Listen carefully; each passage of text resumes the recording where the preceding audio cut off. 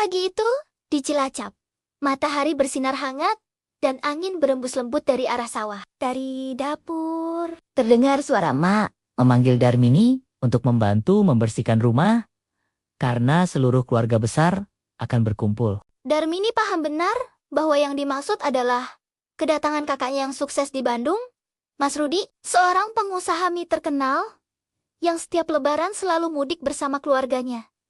Darmini adalah anak keenam dari 7 bersaudara. Hidupnya jauh dari kata cukup. Suaminya, Tarman, dulunya bekerja sebagai tukang sol sepatu keliling di kota. Namun, setelah sakit, ia hanya bisa membantu di rumah. Mereka hidup sederhana di rumah semi permanen di pinggir sawah. Dindingnya dari bambu, dan sebagian lantainya masih tanah. Dari hasil sawah kecil peninggalan ayah, mereka berusaha bertahan untuk makan dan menyekolahkan 3 anak perempuan mereka. Sulastri, Siti, dan Anik. Setiap kali keluarga besar berkumpul di rumah emak, Darmini selalu menjadi orang pertama yang datang membantu. Ia menyapu, mengepel, menyiapkan bahan masakan, dan mengangkat karung padi ke penggilingan tanpa mengeluh. Ia tidak pernah menolak, meski saudara-saudaranya yang lain tinggal lebih dekat. Baginya, membantu emak adalah bentuk bakti, meski hanya dibalas dengan beberapa liter beras atau hasil kebun. Hari itu, rumah emak ramai. Mobil mewah Mas Rudi berhenti di halaman, membawa suasana riang. Semua orang berkumpul dan tertawa gembira. Namun Darmini tetap di dapur, menggoreng ayam kesukaan sang kakak. Ia mendengar suara saudara-saudaranya bercanda di ruang tamu. Sesekali mereka memanggilnya untuk mengambilkan air atau makanan. Diselingi gurauan yang menusuk hati. Darmini hanya tersenyum dan tetap diam, menahan perih dalam dada. Saat makan bersama, Darmini duduk di pinggir. Ia menatap semua hidangan lezat di meja, sambil teringat anak-anaknya di rumah yang mungkin hanya makan telur dibagi 3. Ketika ditanya mengapa anak Nania tidak ikut, ia menjawab lembut bahwa si bungsu sedang sakit. Istri Mas Rudi, yang baik hati, memberinya beberapa baju baru untuk anak-anaknya. Tapi, tawa sinis dari saudara lain kembali terdengar. Ada yang mengejek anak-anaknya rakus dan menyindir bahwa Darmini pasti akan membungkus makanan untuk dibawa pulang. Darmini menunduk, berusaha menahan air mata. Namun ketika suaminya datang membawa anak bungsu mereka, suara ejekan kembali terdengar. Mariati, adik bungsunya, menertawakan mereka dengan kata-kata tajam. Saat itulah Mas Rudi menegur dengan marah, membuat ruangan mendadak hening. Dalam keheningan itu,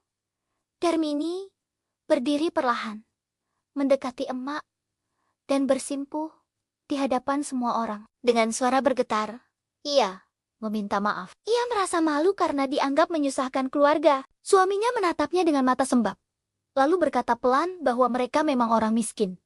Kadang hanya makan sekali sehari. Dan jika Darmini suka membawa makanan dari rumah emak, itu semata agar Anak Nania bisa ikut merasakan kebahagiaan sederhana. Anak kecil mereka, Anik, memeluk ibunya dan berkata dengan polos bahwa ia ingin makan juga, membuat suasana semakin pilu. Emak, yang sejak tadi diam, akhirnya menangis. Ia memeluk Darmini dan berkata, "Cukup sudah, semua kata-kata yang menyakitkan." Ia meminta Darmini tetap tinggal dan makan bersama.